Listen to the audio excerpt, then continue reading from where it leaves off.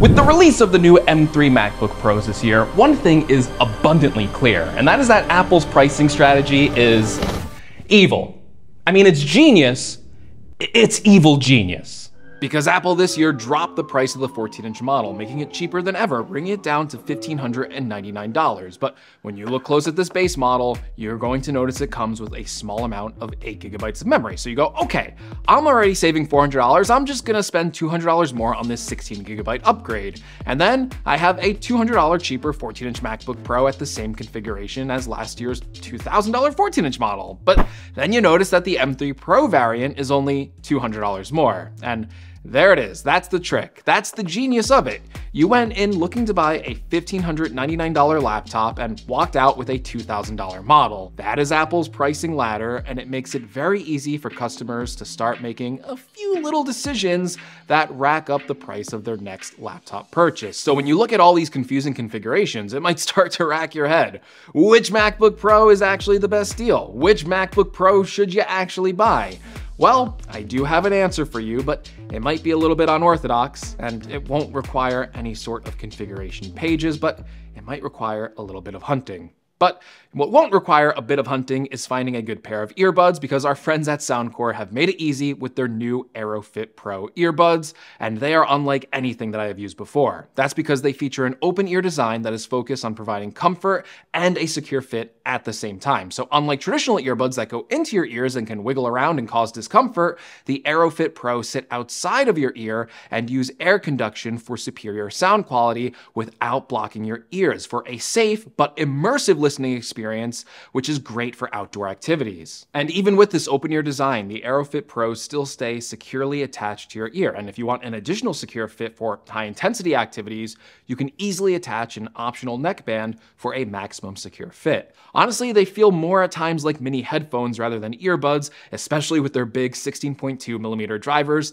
that deliver Soundcore's signature audio into your ears. I listened to a few tracks with Soundcore's signature EQ, which sounded great, but I also love the addition of spatial audio as an option for a more immersive music listening experience with detail-rich sound. I was also impressed by the outstanding 14 hours of battery life on the buds themselves. That's not the case. That's just with the earbuds. So I can do a full work day listening to my music and podcasts without having to take them off once. And the black case matches perfectly with the space black MacBook Pro. What a pairing. To get your own AeroFit Pro, check out the link in the description, and thank you to Soundcore for sponsoring this video. Okay, so what is the best MacBook Pro that most people should look at? Well, I think that all starts with the 14-inch MacBook Pro. It starts at the lowest price, has the same features as the 16-inch model, and it is the size most people will be comfortable carrying around and using, which makes it, in my opinion, the default MacBook Pro that most people probably want to buy. So naturally, your first instinct is to look at the base model M3 MacBook Pro, and it does seem like a great laptop at the price point, right? But as I've discovered with this MacBook Pro at $1,600, I think of this model more as a souped-up version of the MacBook Air rather than a true MacBook Pro. And I don't mean this thing has the same hardware or design as the MacBook Air, because the 14-inch MacBook Pro comes with most of the advancements that Apple made when they redesigned the MacBook Pro in 2021. That means a new design, a really impressive and beautiful 120Hz ProMotion mini LED display, better speakers, and yes, even more ports with an SD card slot and an HDMI port on the right-hand side of the device. Although on the cheaper model, you do lose out on one of those USB-C ports. It's kind of sad to see it being so lonely over there. But, you know, it's not that lonely. You know, you got more ports. Other MacBook Pros only had 2 USB-C ports, so it seems like a win-win all around. And I also don't say it's a souped-up MacBook Air because of the performance. This thing is still unbelievably fast and snappy, and CPU performance is in line for what you would expect out of a pro-level laptop. And the base model actually comes with a respectable amount of 512 gigabytes of storage. But what really drags this model down from what I think is fulfilling the true needs of a pro-level budget laptop is the 8 gigabytes of memory. Now yes, the average user can probably get by on 8 gigabytes of memory, but for any pro-level users or power users who like to keep a lot of apps open or run more memory-intensive applications, I always recommend bumping up to at least 16 gigabytes of memory, but as we established at the start of this video, that price creep can quickly take this MacBook Pro back up to the price where it originally started, and that's not going to cut it for a lot of shoppers. Now, if the M3 MacBook Pro is the only MacBook Pro at this price point, I would tell you suck it up. Spend the extra $200, upgrade the memory, and you're still walking away with a great laptop at $200 less than the 14-inch M2 Pro from 10 months ago. But that's a good point, right? The M2 Pro, it's a laptop that was released 10 months ago. It's not even a year old. And it turns out it's still on sale from third-party retailers and also on Apple Refurbished.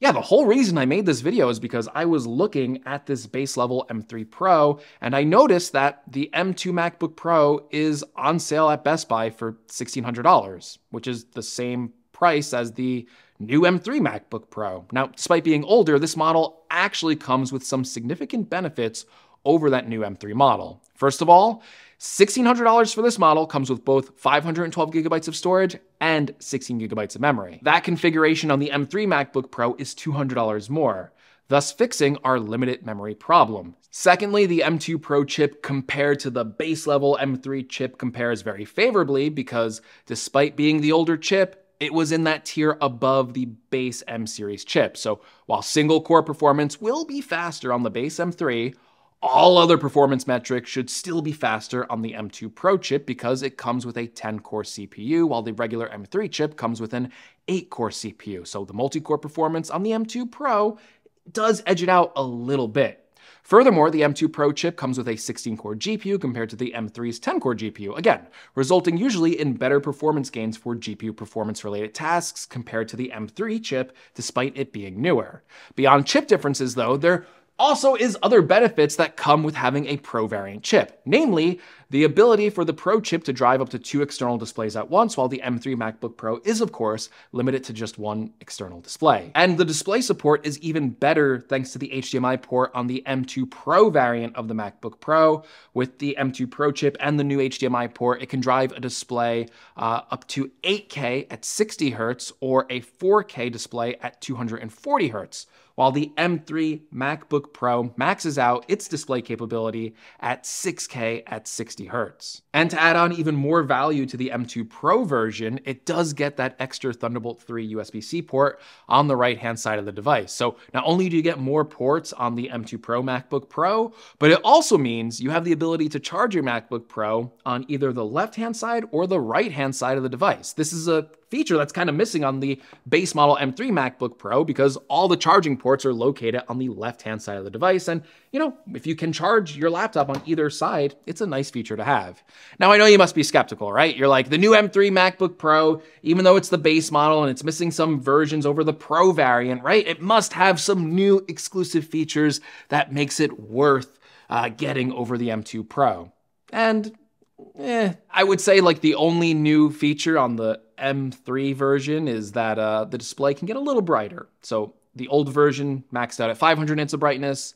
The new version maxes out at 600 nits. But honestly, even though it has additional brightness, and that is nice to have, it's not a game changer. And the only other thing worth mentioning about the base model MacBook Pro is because the M3 chip is running at a lower wattage compared to the M2 Pro, it does get 4 hours more of battery life, but the 18-hour battery life rating on the M2 Pro wasn't exactly low to begin with, so, you know, I'm pretty sure both of these laptops will probably still last you a day. And if you're thinking, well, I'm gonna get the base model because I want space black, well, you can't get that on the 1600 level variant. This is actually the $2,000 model. Here's the $1,600 variant. I just put it to the side over there to fool you. But yeah, this only comes in silver or space gray. If you want space black, you gotta spend at least $2,000. And let's talk about that. What if you're gonna buy the M3 Pro version of the MacBook Pro because you're like, you know what? I'm just gonna spend $2,000 and get a better laptop. Well, yeah, it is a better laptop, right? But it's not by a huge margin. It might not be worth the additional $400. That's because of the architecture changes made to the M3 Pro chip, which now has an even number of high-performance CPU cores and high-efficiency CPU cores. In fact, the base M2 Pro model actually has 6 high-performance cores, whereas the base M3 Pro version only has 5 of them. On top of that, the M2 Pro still has some advantages yet again over the M3 Pro, the biggest being it has 50 gigabytes more in memory bandwidth compared to the M3 Pro variant. Now, even with this architecture change, with the high efficiency cores and the performance cores, the M3 Pro is still faster. It's faster in single core performance and it's faster in multi-core performance. When you compare the base specs of the old versions, it's about a 15 to 17% performance improvement in both metrics. But in my opinion, that and the brighter display probably isn't worth the additional $400 for most people. So to me, this $1,600 M2 Pro MacBook Pro represents the best value you can get right now. But as a warning, this video is pretty timely. I can't tell you that this M2 version is always going to be available forever. I could make this video and you could all go out and buy these laptops and maybe we'll sell out of the M2 Pro variant because you're like, oh, Best Buy has it for $1,600? You all rush in, you all buy it, and then it's gone. And then people are watching this video going, I can't get a $1,600 laptop anymore. Greg, this is awful advice. What should I do now? What am I gonna do? I can't do anything. Don't worry, I got a solution for you. Now, yes, even this advice might not be foolproof, but there's always a good recommendation to also check Apple's refurbished site. Apple has a great refurbishing process. Every Mac I've bought from Apple's refurbished website has always appeared like it was brand new. I could not tell it was a used product. In fact, we can actually see that same M2 Pro variant is offered on Apple's refurbished website for $1,599. That's the same price point as the brand new one from Best Buy, so you might not want to go that route for now, but if it's not an option as you're watching this video, well, Apple refurbished is still a good route to go to. And if you need a higher spec than the base model configuration, Apple will have certified refurbished models that go even higher in storage and memory tiers, as well as other additional configurations going to the M2 Max chip. So if these base models aren't good enough, you might want to check that out as well. But this video is focused on finding the best MacBook Pro for most users, and right now I believe that is the 14-inch M2 MacBook Pro. If you can get it for $1,600 at Best Buy or at Apple's refurbished website, I truly believe it is the best MacBook Pro for most users. So let me know. What do you think of the M2 MacBook Pro? Is it a good deal? Would you buy this over a M3 MacBook Pro? And if you're interested in buying one, you know I'll leave an affiliate link in the description below. You can find it very easily there. And hey, if you buy one, I helped you find a good deal for the shopping season, and I get a little bit of money. Nothing wrong with that. I should be able to make a little money from YouTube. Just a little money, okay? And as always, thank you so much for watching. If you want to help out even more, give a like, subscribe, and I'll catch you in the next one.